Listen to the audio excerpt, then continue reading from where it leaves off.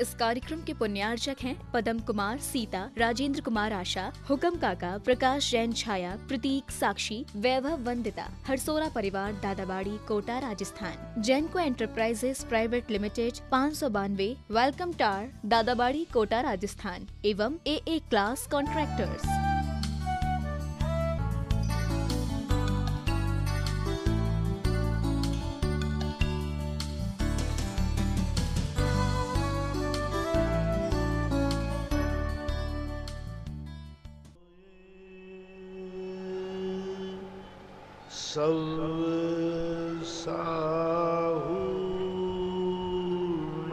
प्रमोलोये सौसाहूरम। पंच परमेष्टि भगवान की जय हो। आचार्य श्री गुरुवर कुंद कुंद महाराज की जय हो। आचार्य श्री गुरुवर विद्यासागर महाराज की जय हो। परम पूज्य मुनिवर श्री 108 सुधा सागर जी महाराज की जय हो। गांधीधाम गुजरात से सरिता जैन, इनकी जिज्ञासा है, महाराज श्री 6 द्रव्यों में से अवगाहन शक्ति कितने द्रव्य में होती है? ओम शांति। अवगाहनत तो 10 सामान्य गुण होते हैं, उसमें अवगाहनत तो शक्ति सभी द्रव्यों में होती है, क्योंकि सामान्य गुण वो कहलाते हैं जो सभी द्रव्यों में पाए जाते हैं। इसलिए अवगाहनत्व नाम का गुण सभी द्रव्यों में होता है। विशेष रूप से, असाधारण रूप से आकाशस्यावगाह, ये गुण नहीं है, ये उपकार है। आकाश का उपकार क्या है? अवगाहन देना। लेकिन जब गुणों की अपेक्षा देखते हैं तो सभी द्रव्यों में अवगाहनत्व गुण है, क्योंकि यदि अवगाहनत्व गुण न माना जाए तो धर्म और अधर्म द्रव्य जो हैं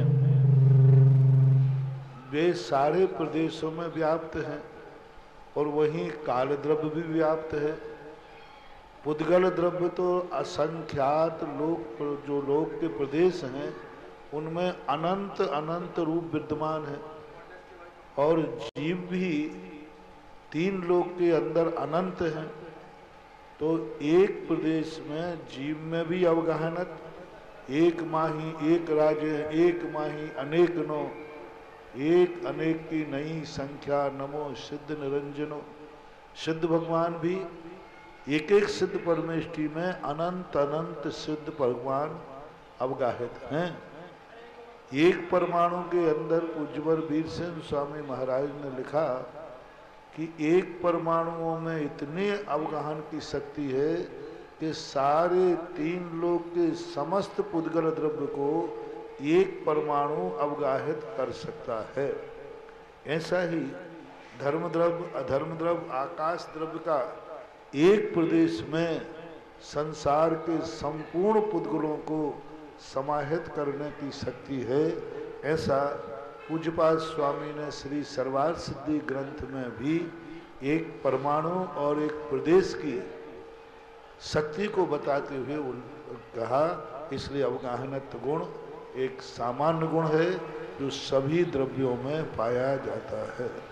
दिल्ली से सपना जैन की जिज्ञासा है, महाराज श्री अगर किसी के सूतक लग जाए और उन्होंने शिखर जी की टिकट पहले से करा रखी हो तो वे यात्रा में जा सकता है या नहीं? कृपया साहब। यात्रा में जाने में कोई बाधा नहीं है, वहाँ पर वो द्रव्य नहीं चढ़ाएगा, बाकी सब क्रियाएं दर्शन करे, वंदना करे, बस अकेला वो द्रव्य नहीं चढ़ाएगा, इतना ही है।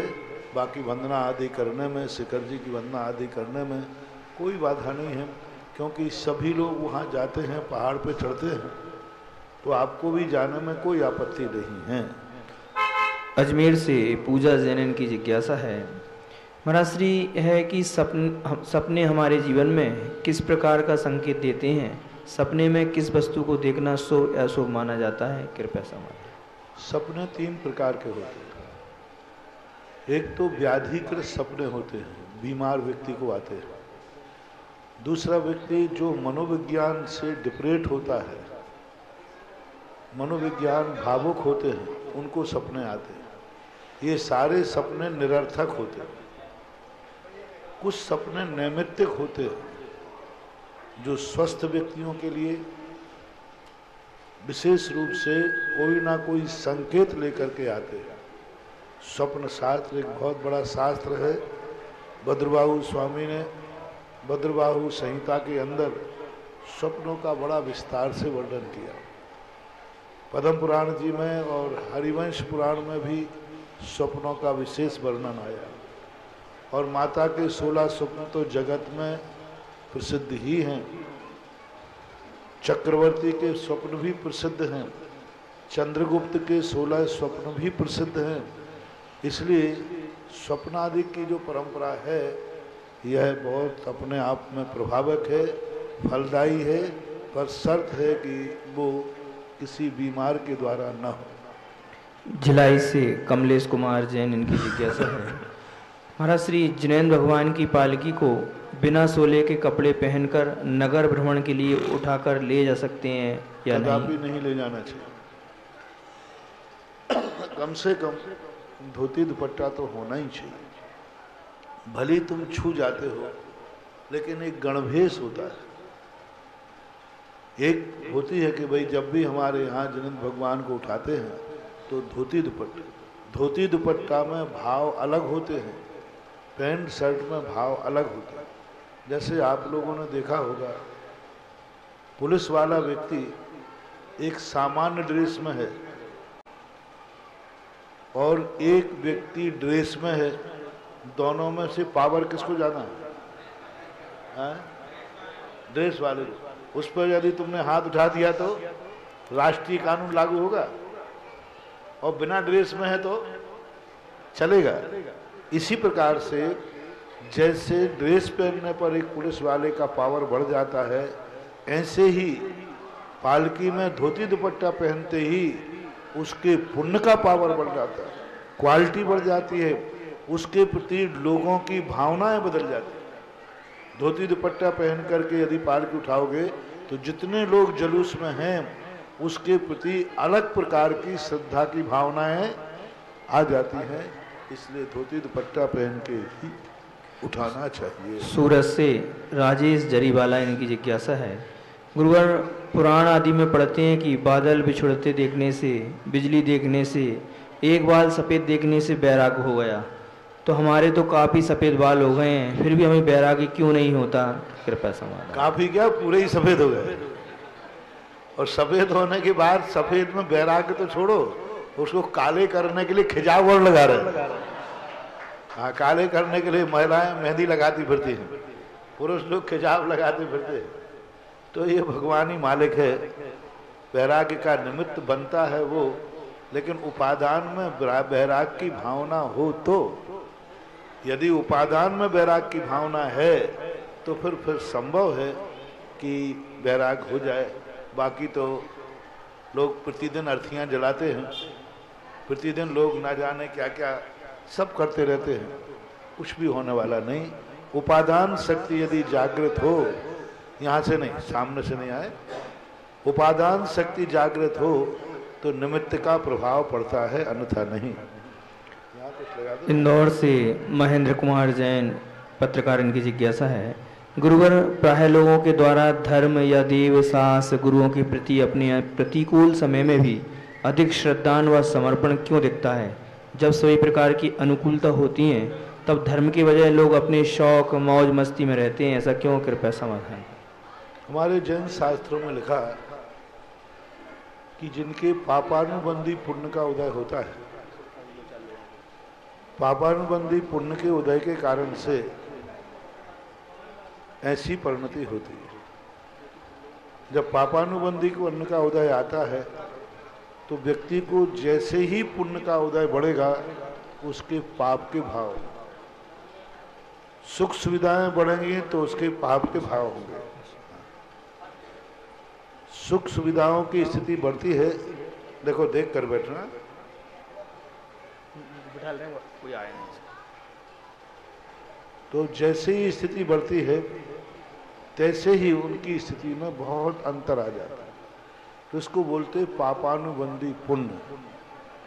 वो उनको पाप कराने की प्रेरणा देता है इसलिए। और जब अशुभ कर्म का उदय होता है तो वो अशुभ कर्म पुण्य की प्रेरणा नहीं देता, वो तो हमारे लिए पसंद नहीं है, दुख होता है, इसलिए धर्म करने का भाव आता है। तो जिन व्यक्तियों के जैसे रावण आदि का पुण्य का उदय था तो उसको पाप करने के भाव होते हैं, ऐसा। जयपुर से अभिनव जैन इनकी जिज्ञासा है, गुरुदेव आजकल राजस्थान में शराब के ठेके के लिए आवेदन किए जा रहे हैं, जिसके लिए बहुत से जैन लोग भी आवेदन कर रहे हैं। महाराज जी, शराब की वजह से होने वाले जनहानि, अन्न हानि का शराब बेचने वाले को दोष नहीं लगेगा क्या? गुरुदेव, सभी आवेदन करने वालों को आपका संदेश मिले, यही जिज्ञासा। जो शराब आदि का व्यापार करते वो जैन हो ही नहीं सकते, हो ही नहीं सकते, वो तो शूद्र हैं। शराब आदि के व्यापार करना ये जैन धर्म के जैन कुल में हो ही नहीं सकता। या तो उसकी बल्दियत में गड़बड़ी है, हाँ, उसका डीएनए चेक कराया जाए। ओरिजिनल जो जैन है वो भूखों मर सकता है, भीख मांग सकता है, लेकिन कभी शराब मांस आदि के व्यापार करके रोटी नहीं खा सकता, परिणाम ही नहीं होंगे। ये वही कन्वर्ट ग्राफ्टेड लोग जैनी कहलाते। ग्राफ्टेड पेड़ होता है ना, एक ग्राफ्टेड पेड़ होता है, इसकी डाल तोड़ी, उसकी डाल तोड़ी, उसकी डाल तोड़ी और आम बना दिया।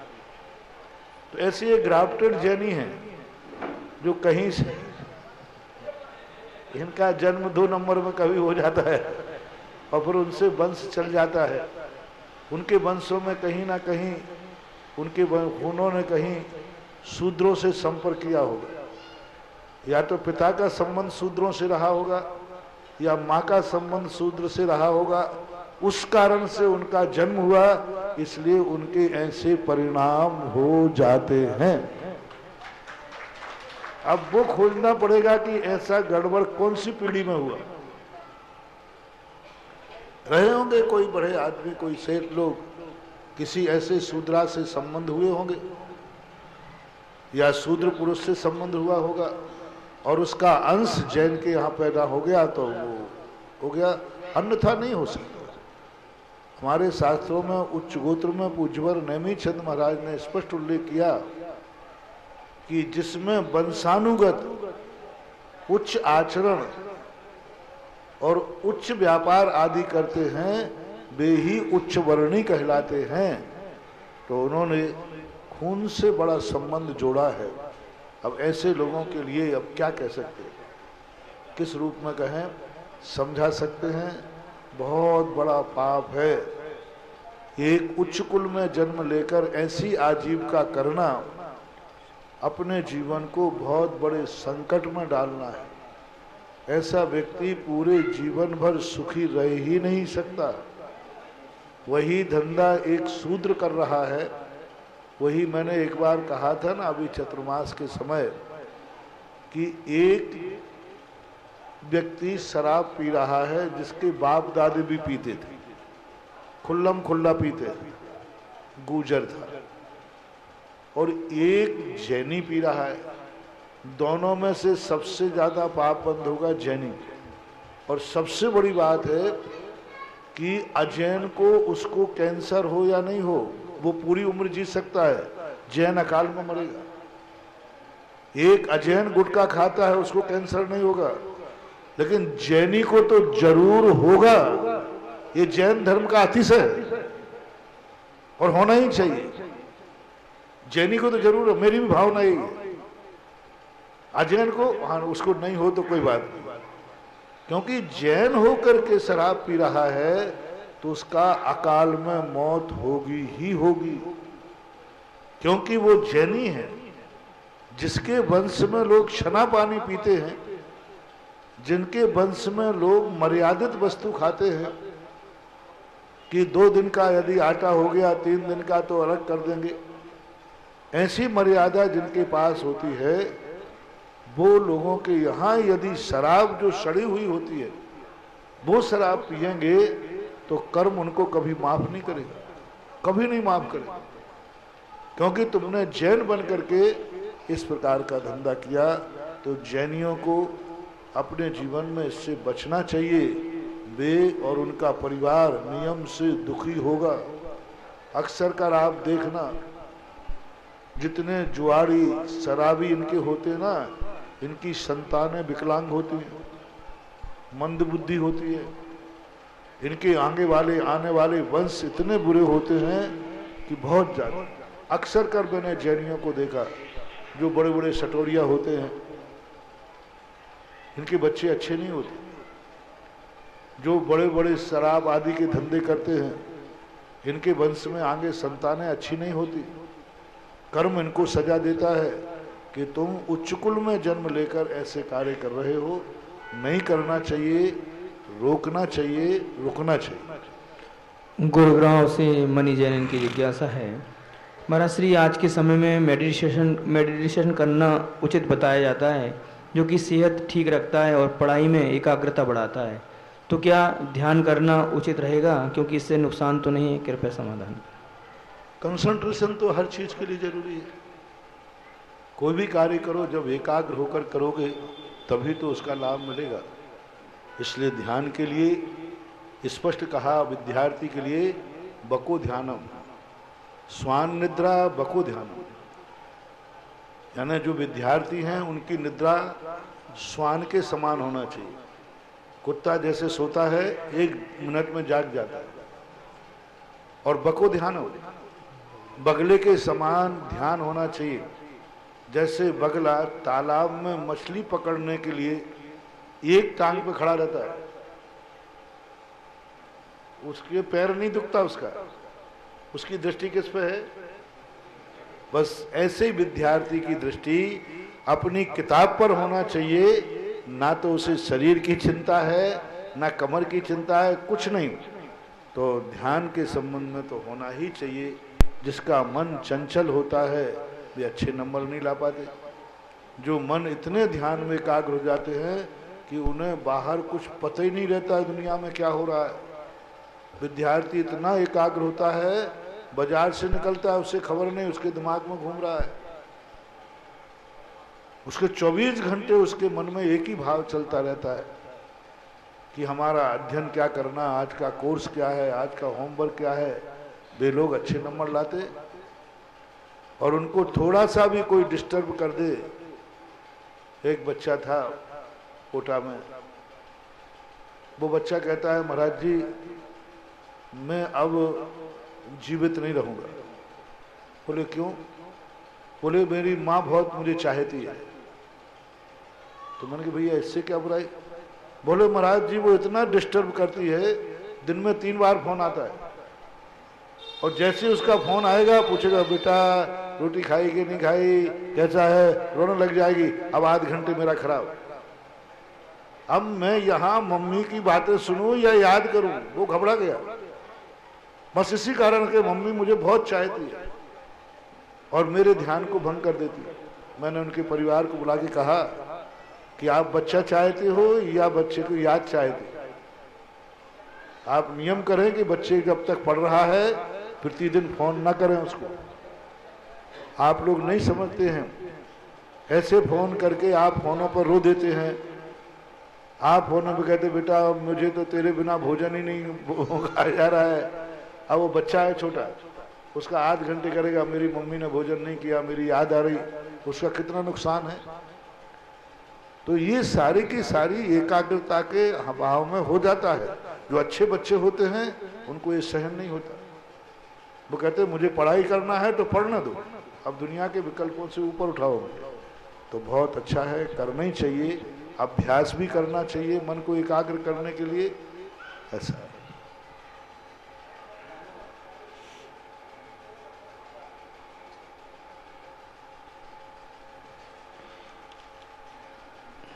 पंकज जयपुर से एक जिज्ञासा है महाराज श्री, जो आचार्य आदि के बाद जो 3 परमेष्टि आते हैं, बच्चों का जब प्रसंग आया ध्यान के संबंध में, तो उनको मैं एक छोटा सा ध्यान देता हूँ कि वे किसी भी अपने मन को थोड़ा सा किसी वस्तु पर केंद्रित करें। यदि उनकी आंख में स्थिरता है तो किसी 1 मिनट के लिए किसी एक वस्तु को देखें, बस 1 मिनट बहुत हो गया, 1 सेकंड को बिना पलक झपकाए और पढ़ना शुरू कर दो। अथवा यदि उसकी आंख में इतनी चंचलता नहीं है तो कोई एक शब्द का उच्चारण करें। सबसे बढ़िया शब्द का उच्चारण है, जिन बच्चों को एकाग्र होना, अच्छे नंबर लाना है, पढ़ने के पहले अपने या तो इष्ट भगवान का या इष्ट गुरु का स्मरण करें 2 मिनट। पढ़ाई करने के पहले, पेपर देने के पहले, होमवर्क करने के पहले, ज़्यादा टाइम नहीं, 2 मिनट। आपको यदि आपके मंदिर की मूर्ति पर स्थिरता है तो आप आंख बंद करके 1 सेकंड में मंदिर की मूर्ति का स्मरण कीजिए। आपके गुरु पर श्रद्धा है तो आप आंख बंद करके गुरु का स्मरण कीजिए और उनकी मुद्रा सामने लाइए, मात्र 1 मिनट के लिए, और पढ़ाई शुरू कर दीजिए। आपको इतने जल्दी आपका मन लगेगा कि आप सोचोगे कि जो विषय मुझे 2 दिन में याद नहीं होता वो आध घंटे में याद हो जाएगा, एकाग्र। यदि इसमें भी नहीं बन रहा है तो एक धीरे से मात्र 3 बार ओम का उच्चारण कर लीजिए, बहुत धीरे। बच्चे लोगों को कह रहा हूँ, पेपर के पहले, वो जरूर नहीं कि क्लास में आप बहुत जोर से ही बोले, मुझे तो तुम्हें सुनाना है इसलिए बता रहा हूं, पर लंबा खींचना।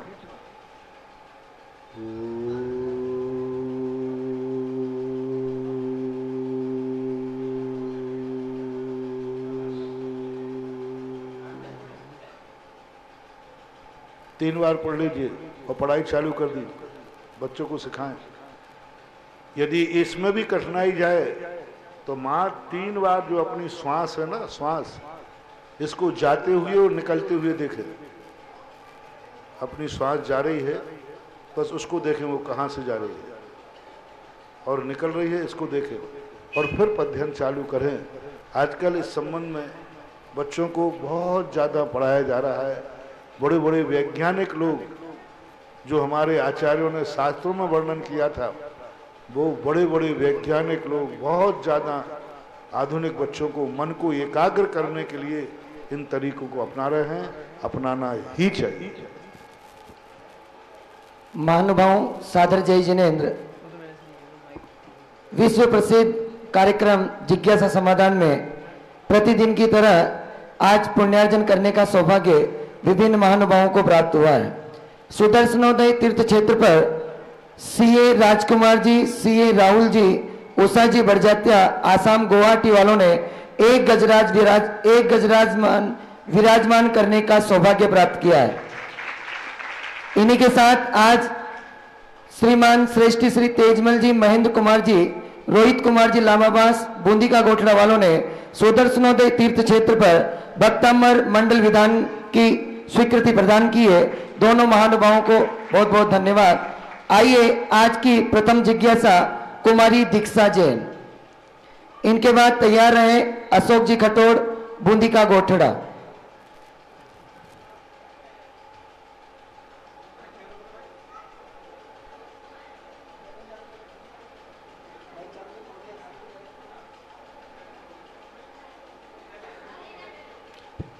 पंकज जयपुर महाराज जी, एक जिज्ञासा है, जो आचार्य आदि के बाद 3 परमेष्ठी आते हैं, आचार्य, उपाध्याय, साधु, तो इन्हें भगवान कहकर हम बोल सकते हैं क्या? कृपया समाधान। वैसे रूढ़ अर्थ में तो भगवान शब्द अरहंत और सिद्ध के लिए ही है, लेकिन व्याकरण के अनुसार भग धातु से बनता है, जो आदरण के अर्थ में आती, पूजा के अर्थ में आती, पुण्यवान के अर्थ में आती। पुण्यवान को कहते ना भागवान, भगवान। तो इस प्रकार का लोग व्यवहार में ऐसे शब्दों का प्रयोग आचार्य उपाध्याय सबको करते हैं, तो कोई बड़ी बात नहीं है। जैसे अपन कहते हैं पंच परमेष्ठी भगवान की जय, तो अब 5 परमेष्ठी आ गए, तो कोई इसमें बाधा वाली बात नहीं है। लेकिन फिर भी जब रूढ़ अर्थ में कोई पूछे भगवान किसे कहते हैं, तो हम अरहंत और सिद्ध की तरफ ही हमारा उपयोग जाएगा। लेकिन यदि कोई व्याकरण को जानकार होगा तो वो कहेगा जो पवित्र होता है, पुण्यवान होता है, भाग्यवान होता है, उसको भगवान कह देते हैं। कुमारी दीक्षा जैन, इनके बाद तैयार रहे अशोक जी खटोड़, बूंदी का गोठड़ा। नमोस्तु नमोस्तु नमोस्तु महाराज जी। महाराज जी, मेरी जिज्ञासा है कि मैं कहीं भी दर्शन करने जाती हूँ, किसी भी प्रतिमा के दर्शन करती हूँ तो मेरे आंखों में से आंसू आने लग जाते हैं, या किसी भी गुरु के दर्शन करती हूँ तो भी आंसू आने लग जाते हैं, तो महाराज जी इसमें कोई दोष है? आंसू दो प्रकार से आते हैं। एक प्रकार के कोई व्यक्तियों के लिए नेचुरल रूप से संवेदनशील नेचर होता है, तो संवेदनशील नेचर होते ही कोई थोड़ा सा भी प्रसंग मिलता है तो आंसू आ जाते हैं।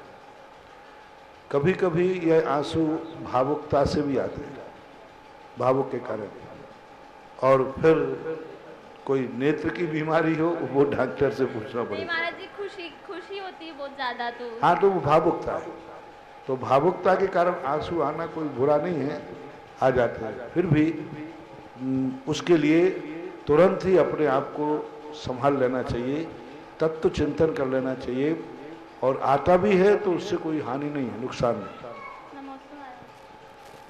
अशोक जी खटोड़, बूंदी का गोठड़ा, इनके बाद तैयार रहेंगे वनीता जी दोड़ा। परम पूज्य गुरुवर, आपके परम पवित्र चरण कमलों में मेरा कोटि कोटि नमन। हाँ गुरुवर, मैं चाहता हूँ जिस दिन इस संसार से विदा हूँ उस दिन भी मैं भगवान का अभिषेक पूजन करके ही विदा हूँ, ऐसी मेरी भावना है। उसके लिए मुझे क्या पुरुषार्थ करना चाहिए? तुम्हारे तो भाग्य के दिन थे कि खटोड़ में आज ही तुम्हारा नंबर पड़ा। खटोड़ कोठरा के अंदर हो सकता था तुम्हारा नंबर एक दिन पहले वो बाद पड़ता, तो आज ही तुम्हारे लिए भाग्यवान तो तुम हो कि आज ही तुम्हारी बारी नंबर था शांति धारा का, और आज ही मेरे द्वारा तुम्हारी शांति धारा का उपयोग हुआ। तो भावना की सफलता का मंगलाचरण तो आज हो ही गया, बस यही बहुत आशीर्वाद। गुरुवर, मैं गुटके का त्याग भी करना चाहता हूँ आपकी तरफ। गुटके का त्याग करना चाहते हैं? अच्छा, अभी तक त्याग नहीं था तो पहले बता दे, नहीं तो गोठड़ा में हम यही अभियान चलाते। अरे भाई, गोठड़ा वाले कितने लोग बैठे यहाँ, हाथ उठाना। तो भाई आज गोठड़ा वाले जितने बैठे हों सबका सामूहिक रूप से गुटके का त्याग। नमोकार। सुनो, अब ये भी सुन लो, गोठड़ा में जो भी जैनी गुटखा खाएगा उसको कैंसर जरूर होगा। आज के पहले तक का माफीनामा है, आज के बाद की बात है। सारे जैनियों से कह देना, और तुम्हें मालूम है कि महाराज के मुख से जो निकल गया है वो प्रायः, फिर बाद में मत कहना कि महाराज जी ऐसा हो गया, मैंने पहले से हिदायत दे दी। हाँ, आमा वालों को भी मैंने एक बार कहा था, आमा वाले भी यदि खाते हैं चतुर्मास के बाद इतना चतुर्मास तो उनको जरूर कैंसर होगा। अब जिनको कैंसर चाहिए हो वे डबल खाना शुरू कर दें, और धोबड़ा वाले भी सुन लें। जो आज सभा में बैठे हैं वो भी सुन लें, और जो टीवी पे बैठ करके आज प्रवचन सुन रहे हैं वो भी सुन लें। सारे भारत के जिज्ञासा समाधान सुनने वाले सुन लें।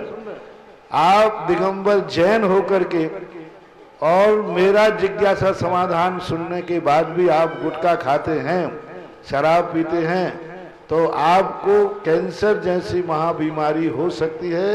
सावधान, हमने पहले से अलर्ट कर दिया, और अब हो जाए तो तुम जानो, तुम्हारा काम जाने। आज के पहले तक का सब माफीनामा हो गया, सब माफ। अतीत माफ किया जाता है, भविष्य नहीं। अतीत को तो माफ कर सकते हैं लेकिन भविष्य को माफ नहीं करते। तो आज सारे वर्ल्ड के लिए, क्योंकि इस समय भली मैं धोबड़ा में बैठा हूं, लेकिन इस समय आवाज सारे विश्व में जा रही है। सारे विश्व के लोग, लाखों लोग इस समय ये आवाज सुन रहे हैं, धोबड़ा की आवाज सुन रहे हैं। तो जो जहां जहां बैठे हैं वो भारत में सुन रहे हैं, वे सब कान खोल के सुन लें। जिनके जेबों में हो वे अभी हाल फेंक दें, जिनके मुंह में हो वे कृपया करके कुल्ला कर लें। हाँ, और सौगंध करने वही टीवी की साक्षी में कि आज मैं गुरु की साक्षी में गुटखे नशे का त्याग करता हूँ, क्योंकि अभी तक तो माफ हो जाएगा। आज गुरु ने कह दिया कि खाएगा तो कैंसर होगा। तो यदि तुम्हें ये विश्वास हो कि महाराज के मुख से जो निकल जाता है वो मुनियों के वचन न झूठे हों, जो कुछ मुख से कह देते हैं, इसलिए बहुत सावधान सावधान सावधान। आइए अगली जिज्ञासा लेकर आ रही है श्रीमती वनीता जी। इनके बाद तैयार रहे संतोष कुमार जी खनिया दाना। गुरुवर के चरणों में मेरा बारंबार नमोस्तु नमोस्तु नमोस्तु। महाराज श्री, मेरी ये जिज्ञासा है कि जो मंदिर में व्यक्ति गुस्सा करते हैं उनके वो क्यों करते हैं और उनके कौन से कर्म का बंध होता है? वहाँ निधत्त निकाचित कर्म का बंध, क्योंकि मंदिर में अन्न क्षेत्रे कृतम पापम धर्म क्षेत्रे विनश्यति, धर्म क्षेत्रे कृतम पापम वज्रलेपो भवेत्। यानी दुनिया के क्रोधी तो मंदिर में आकर शांत हो जाते हैं। भगवान और गुरु की मुद्रा को देखकर खूंखार शेर भी शांत हो जाते। अपने शास्त्रों में आता ना कि एक बार किसी दुष्ट ने शिकारी कुत्ते महाराज के ऊपर छोड़े, लेकिन जैसे ही उन्होंने भगवान और महाराज की मुद्रा देखी तो वे शिकारी कुत्ते भी क्या हो गए? शांत हो गए। और तुम कैसे जहनी हो कि मंदिरों में आकर के क्रोध कर रहे? तो मुझे लगता है कि शिकारी कुत्ता तुम्हारे स्थान पे आएगा और तुम अगले भाव में अदला बदली होना है।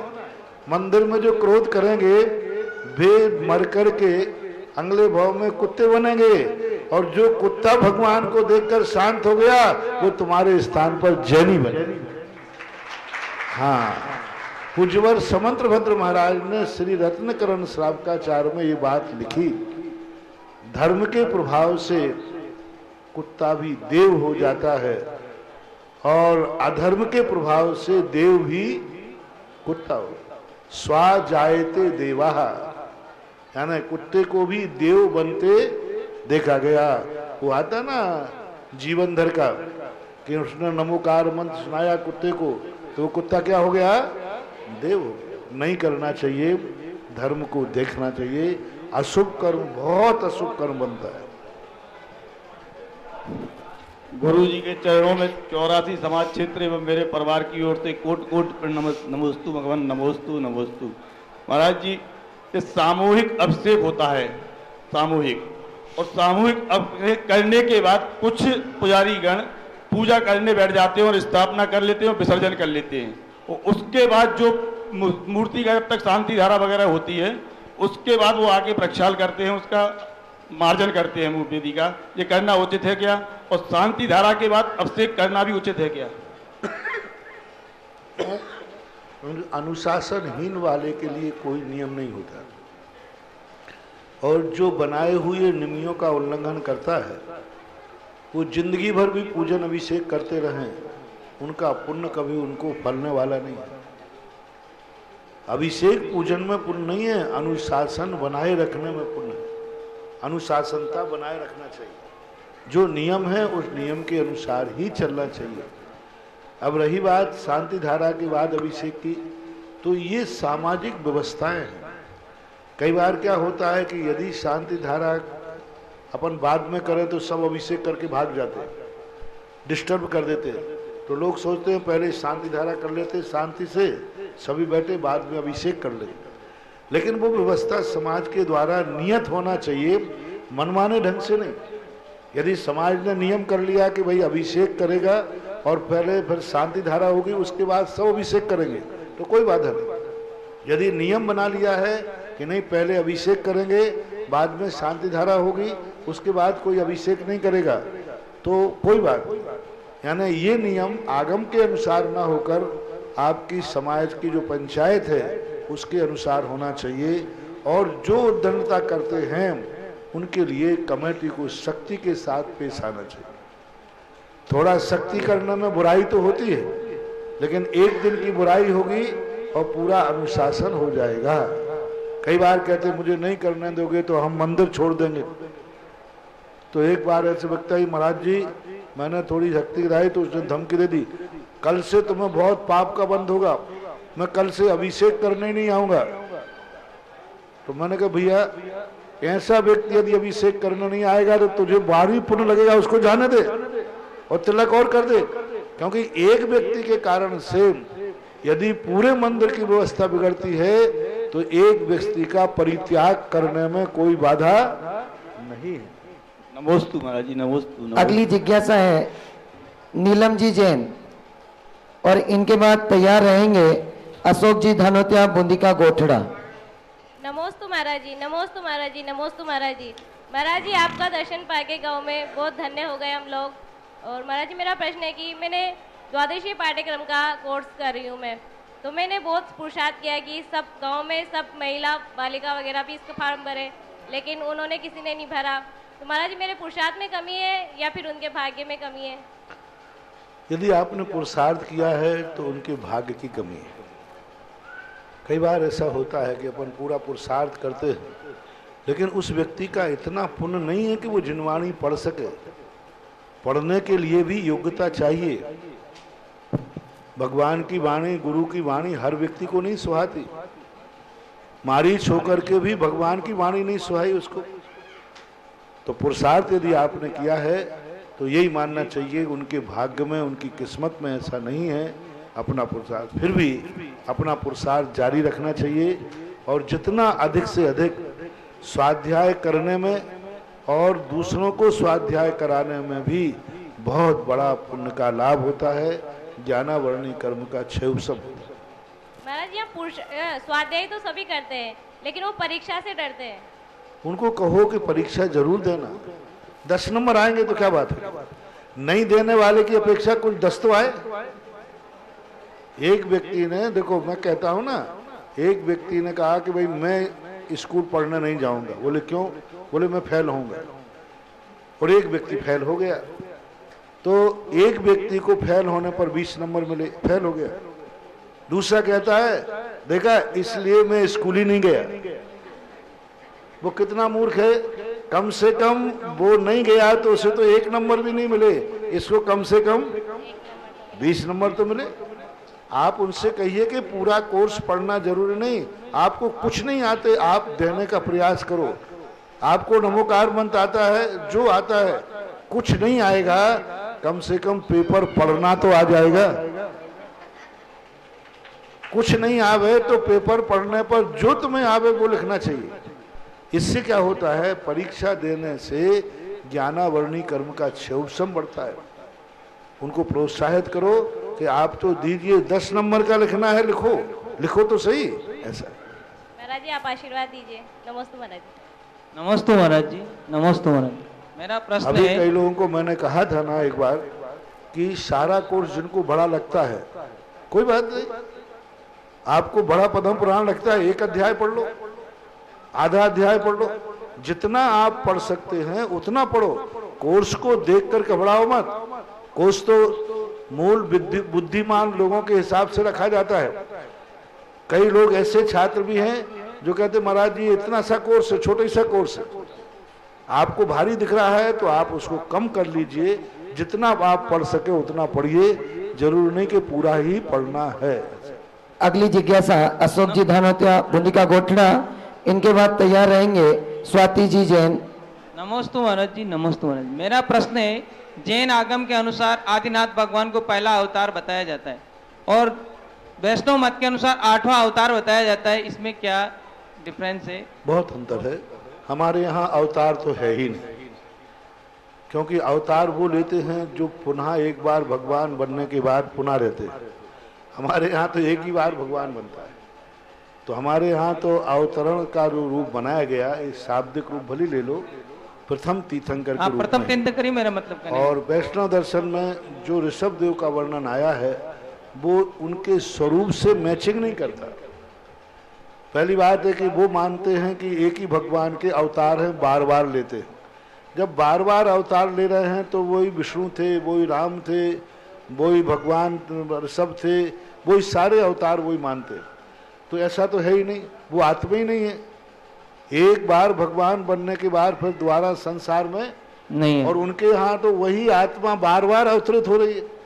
दूसरी बात, वहाँ पर भगवान का अवतार किसी न किसी पापी का नाश करने के लिए होता है। यत्र यत्र ग्लानिर्भवति, जहाँ जहाँ पापी उत्पन्न होते हैं उनके नाश के लिए भगवान जन्म लेते हैं। और ऋषभदेव पापियों के नाश के लिए जन्म नहीं लिया, पुण्यात्माओं के उद्धार के लिए जन्म लेते हैं। वहाँ का जो स्वरूप है वो भगवान का स्वरूप है, अस्त्र शस्त्र से युक्त होते हैं। अस्त्र भी रहता है, जितने भगवान रहते हैं वे सब शस्त्रवान होते हैं और उस शस्त्र के माध्यम से पापी का नाश करते हैं। और जैन तीर्थंकर जो होते हैं वे अस्त्र वस्त्र शस्त्र से रहित होते हैं। तो नाम तो मैचिंग कर रहा है, नाम तो मैचिंग हो रही है, लेकिन स्वरूप मैच नहीं कर रहा है, स्वभाव नेचर उसमें बहुत होता है। आइए स्वाति जी जैन अपनी जिज्ञासा व्यक्त कर रहे हैं, इनके बाद तैयार हैं उत्तम जी धोड़ा वाले। गुरुवर के चरणों में त्रिबार नमोस्तु नमोस्तु नमोस्तु। गुरुवर मेरी जिज्ञासा है, संलेखना मरण और समाधि मरण में क्या डिफरेंस है? संलेखना मरण और समाधि मरण में क्या अंतर है? संलेखना एक विधिवत त्याग का नाम है। उज्ज्वल भगवती आराधना में 2000 वर्ष पहले शिवकोटि महाराज ने इस भेद को किया कि संलेखना एक विधिवत धीरे धीरे आहार का त्याग करना, शरीर का धीरे धीरे क्रश करना, कसायों का क्रश करना। समाधि जो होती है समता भाव का नाम। अभी मान लीजिए मैं ध्यान में बैठ गया तो महाराज समाधि में लीन है, तो सामान्यतः समाधि और संलेखना शब्द एक ही बात है मरण के समय। लेकिन संलेखना शब्द जो है यह जब जीवन का अंत आ जाता है तब ली जाती है, और समाधि कभी भी ध्यान में लिया जाता है। लेकिन लोक व्यवहार में संलेखना और समाधि को एक रूप माना जाता है। सूक्ष्मता से देखें तो थोड़ा सा अंतर है, बहुत अंतर। नमोस्तु। उत्तम जी धोड़ा वाले, इनके बाद तैयार रहेंगे तनुजा जी। नमोस्तु गुरुवर, नमोस्तु गुरुवर, नमोस्तु गुरु। गुरुवर मेरी जिज्ञासा ये है कि हमारे दौड़ा में पार्श्वनाथ भगवान की जो मूल प्रतिमा है उनके बंद नेत्र महाराज जी, तो उनकी वजह से हमारी दौड़ा समाज निरंतर घटती जा रही है, उसका हमारी समाज पर क्या असर है महाराज जी? ये ऐसा बोल रहे हैं कि यहाँ पर पार्श्वनाथ भगवान की जो प्रतिमा विराजमान है उसके नेत्र बंद हैं, इस वजह से धोड़ा की समाज धीरे धीरे यहाँ से पलायन कर रही है, तो उसका क्या उपाय है? तो मैं देख लूंगा, लेकिन लोग भगवान के कारण पलायन नहीं कर रहे हैं, धन के कारण पलायन कर रहे हैं। महाराज जी निरंतर समाज घटती जा रही है इस वजह से भाई। अच्छा वो देख लूंगा मैं, तो फिर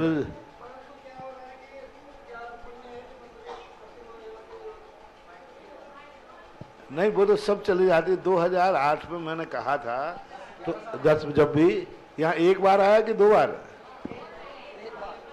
नहीं एक बार आया, एक बार आया ना। हाँ तो उस समय से अभी तक तो तुम्हें ठीक करा लेना चाहिए थी। अजमेर भी गए थे महाराज साहब आपके पास, परंतु ये क्या पुण्य हमारा गांव का है जो वो प्रतिमा यहाँ से उठ करके नहीं जा रही है? आप अभी मैं सुने अभी तक मैं आपके निकट ही आमा में था, तो चतुर्मास में कहते मैं भगवान को बुला लेता, मेरे कहने से आ जाएंगे। मान लिया आपकी बात, आ जाओ। अब मैंने अभी उनसे कहा ही नहीं, मैं तुम्हारे भरोसे छोड़ गया। भगवान से मेरी बहुत अच्छी बनती है, मैं जहाँ बुलाऊंगा वहाँ आ जाएंगे। अब यदि तुम आमा में कहते ना तो हम तो बुलवा लेते हो, पंचकाणापन को ठीक ठाक करके विराजमान करा देते। अब हम मुझे बताना, कल देखेंगे, और जब भी कहीं आगे होगा आप लाना, मैं विधि बता दूंगा उस, क्योंकि भगवानों को उठाने समय विधि होती है, उसका एक संकल्प होता है। विधि पूर्वक यदि अपन उठाएंगे तो कोई बाधा नहीं आएगी। मैं भगवान से कल कान में कह जाऊंगा, भगवान जब मैं बुलाऊं आप सीधे सीधे आ जाना, तो आ जाएंगे। और दूसरा तो दृष्टि भेद में आपको एक और बताया था, अब मुझे ध्यान आ गया कि आगे जो पार्टी आप लगाए हुए हैं उससे भी दृष्टि दोष बनता है। आगे जो आपकी वो लगी ना ईंटों की, प्रवेश करते ही ईंट की एक दीवार है 3-4 फुट की, वो 3-4 फुट की दीवार से भी क्योंकि हमारे वीतराग भगवान की दृष्टि बाहर निकलना चाहिए और बाहर निकले। अभी धोबड़ा कोठरा में भी भगवान की दृष्टि बहुत अच्छे पारसनाथ हैं, लेकिन भगवान की दृष्टि बाहर नहीं निकल रही, बाहर नहीं निकल रही। उनका मुख, मंदिर का मुख तो दक्षिण मुखी है, भगवान का मुख पूरब मुखी है और आगे पूरब की तरफ निकालने की गुंजाइश है। जहाँ वो लघु संघ वगैरह का स्थान बनाया था ना, उधर को जाते ना कहीं, यहाँ तो उधर बन निकल सकता है, पर अब वो व्यवस्था कैसी है, पूरब में यदि निकलने की गुंजाइश हो तो दरवाजा पूरब में आ सकता है। तो ऐसे जो पर्दी आपकी है वो पर्दी भी भगवान की दृष्टि को रोक रही है। नहीं महाराज जी, हमने हटा ली थी पहले, पर उससे क्या है हमारे यहाँ उपद्रव हो गया सर महाराज जी, बहुत बहुत ज्यादा उपद्रव हुआ महाराज जी। और समाज मैं कल बता दूंगा इसको, अभी उस दृष्टि से देखोगे। नमस्ते गुरु, नमस्ते। आइए अगली जिज्ञासा लेकर श्रीमती तनुजा जी जैन, इनके बाद तैयार रहेंगे श्रीमती संतोष जी जैन।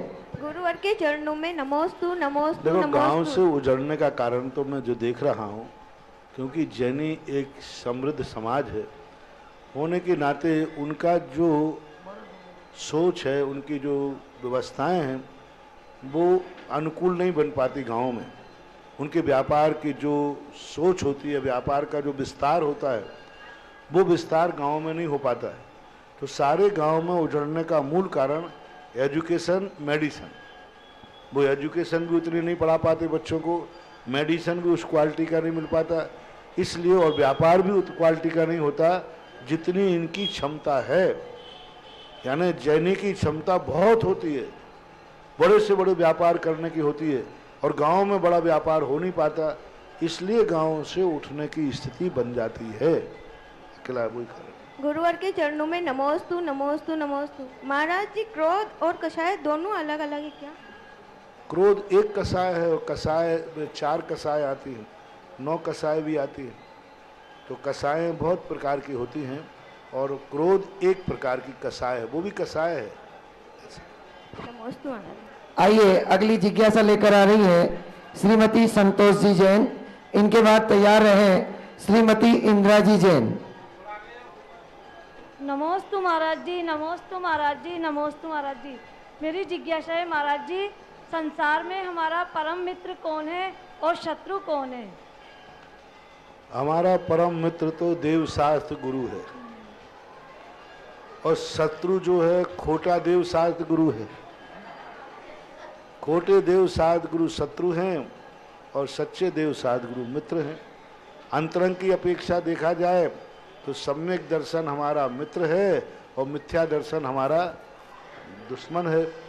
परिवार की दृष्टियों से देखा जाए तो जो हमारा हितैषी है वो मित्र है और जो हितैषी नहीं है वो शत्रु है। जिसमें हमारा सुपर कल्याण ना हो वह शत्रु माना जाता है, जिसमें सुपर कल्याण हो वो मित्र माना जाता है। नमस्ते महाराज। आइए श्रीमती इंदिरा जी जैन। गुरुवर के चरणों में बारंबार नमोस्तु नमोस्तु नमोस्तु। महाराज, शुद्ध निश्चय नए और व्यवहार नए, दोनों व्यवहारों में क्या अंतर है? शुद्ध निश्चय नए, शुद्ध निश्चय नए और व्यवहार नए, दोनों व्यवहारों में क्या अंतर? व्यवहार नए में बहुत अंतर है।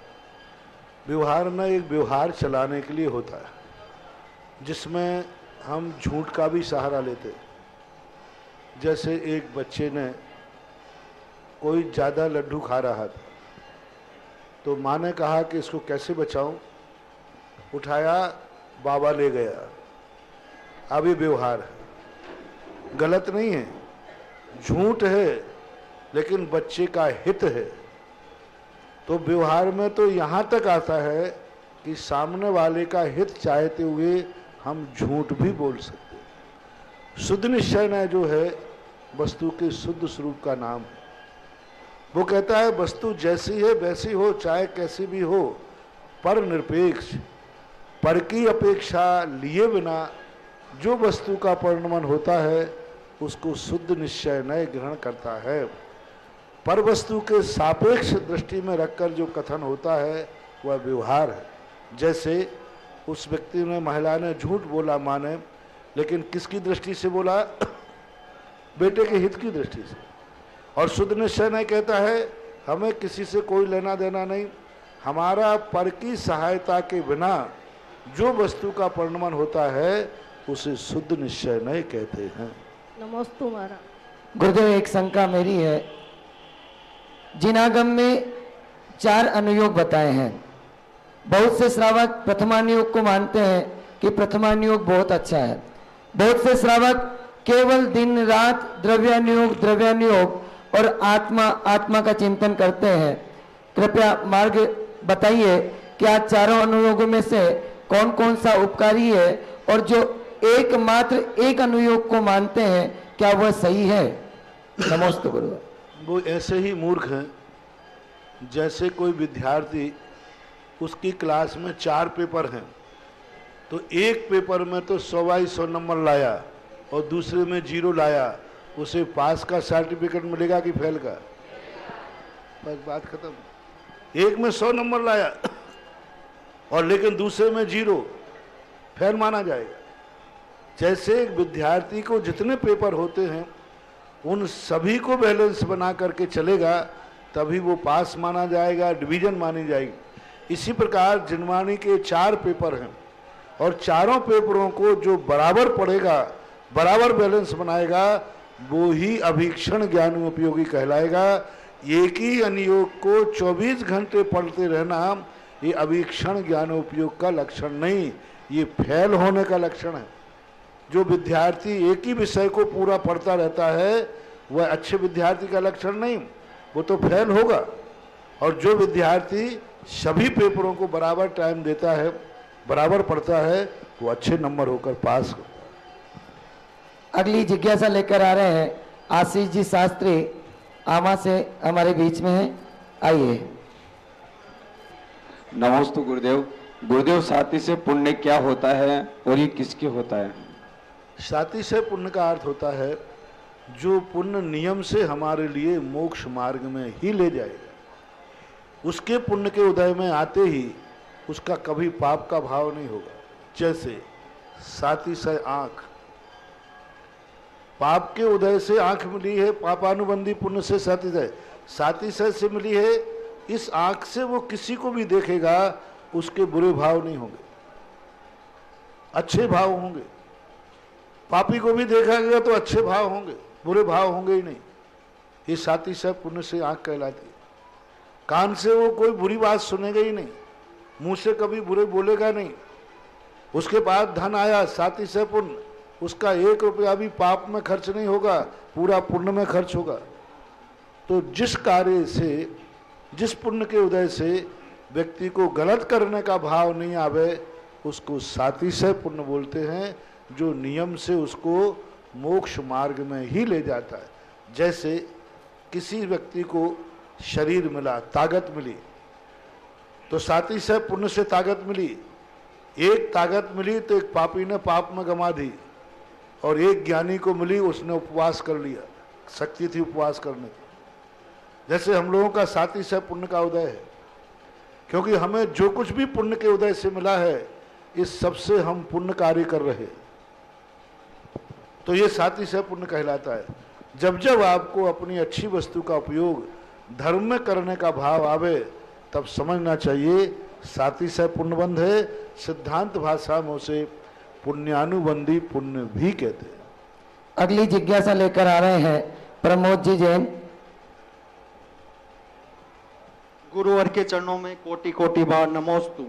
गुरुवर, मेरी जिज्ञासा है कि भारत पर पाकिस्तान बार बार हमला कर देता है, तो लोग देशभक्ति दिखाने के लिए पाकिस्तान के पुतले का दहन करते हैं, तो उसमें अपने को दोष लगता है या देशभक्ति लगती है?